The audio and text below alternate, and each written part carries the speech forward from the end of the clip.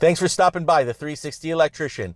Today, I'm going to give you 5 tips on how to get hired on your first try, or I'll hire you myself.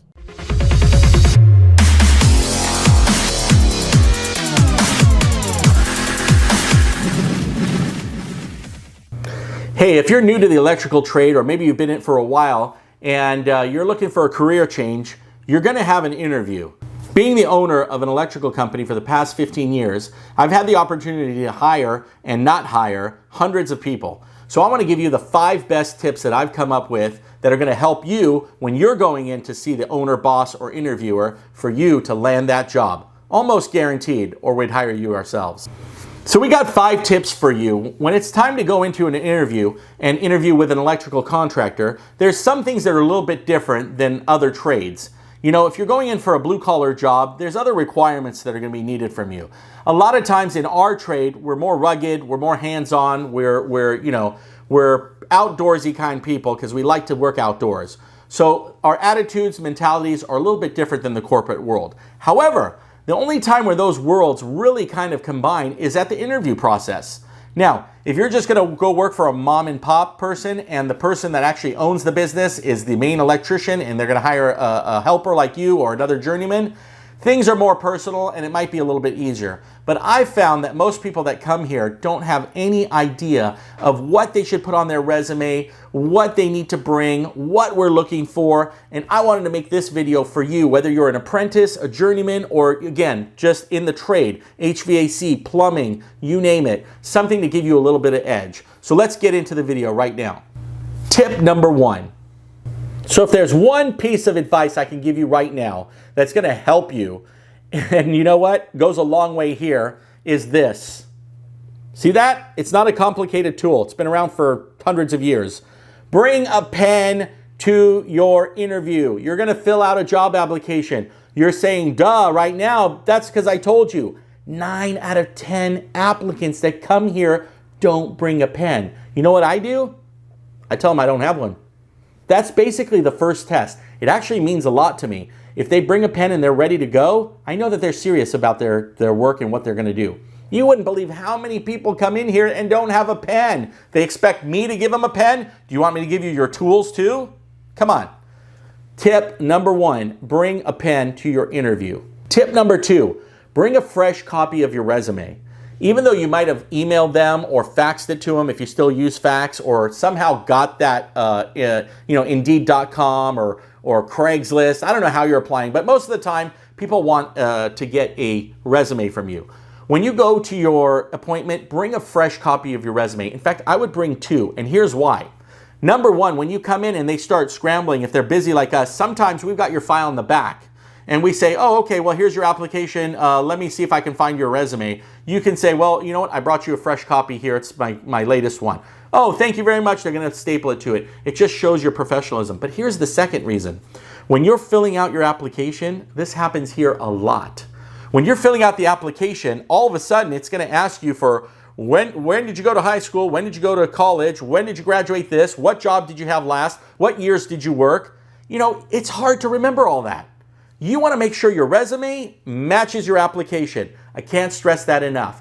First thing I do when I sit down and interview someone, I grill them on the dates, if there's any lapse in employment, why they got fired, why they got hired, why they left, what was it, the reason why they left, if they left voluntarily. All that is kind of on your resume. If you match that up to your application, it's going to look really good. You're going to have a smooth interview where you're not fumbling to answer questions. Tip number 3. All right, this tip is good to remember because it's going to happen. Be prepared to answer questions. Not only answer questions, actually to also ask questions. So how would you ever prepare to answer questions? You don't know what answers are going to be asked of you. So my advice is, before you go in, find out a little bit about what the company does. Now, it's a little bit hard to do for us here at 360 Electric because we do everything. Gate motors, patio lighting, new construction, remodel, you name it, we kind of do it. Emergency calls, residential, commercial. But if you research the company or you go to their Yelp pages and you can read some of the Yelp reviews that people said, oh, they were incredible, they installed recessed lights, oh, they came to my commercial property and redid all my lighting. Find out what they do because you know what, their questions are probably going to be geared towards that. So I ask guys questions like, okay, so you're an electrician and you've been doing this for 2 years or 4 years or 7 years. You got your trainee card, you got this, you got that. What hobbies are you into? What else can you do? Do you do low voltage? Have you ever done any other construction? The reason I'm asking is because if you look at our portfolio, we're very diversified. I want people that also know low voltage. And if I get a person in here, whether they're going to be a helper or a journeyman, that says, oh, by the way, my hobby is computers. Wow, that's great. Well, do you do any wiring for computers? Oh yeah, I build them myself. I do my networking. I can set up networking. Those are all pluses. You know, somebody might say, you know, I love carpentry. I love pottery. You know, all these things are good for an employer because I know that employee has some diversity. So be prepared to answer questions like that. Now, on the flip side, ask questions. Don't be afraid to say, you know what, I really appreciate the opportunity for you to interview me. Can I ask you a few questions?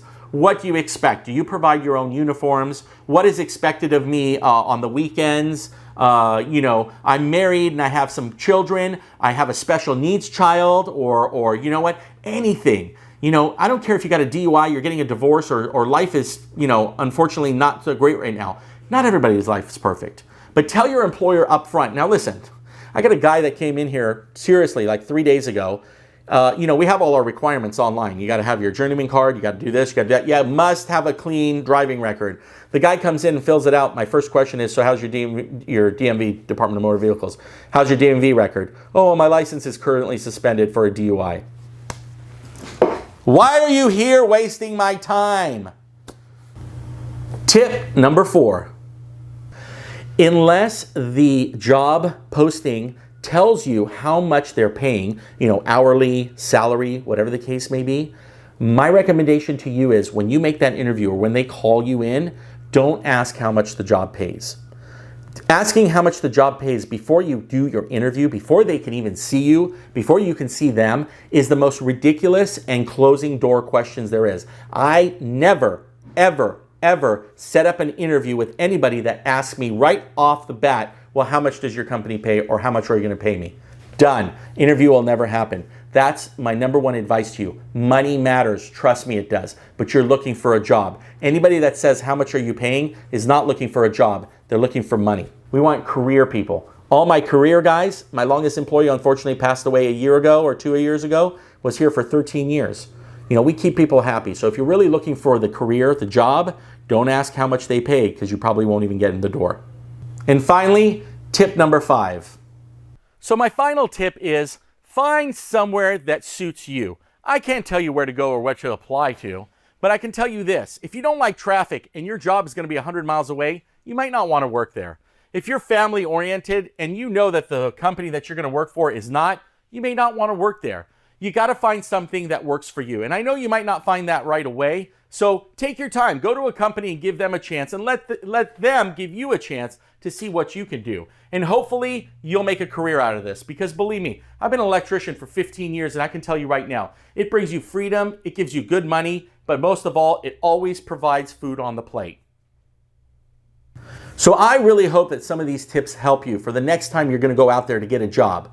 I'm going to go ahead and put a link underneath the description for you to click on, and you can download these tips right away so you don't even have to write them down. I'm just going to make it easy for you. But remember, if you like this video, stay tuned. We're going to have a lot more like it. So please smash the like button, or more importantly, click subscribe, and we'll see you on the next video.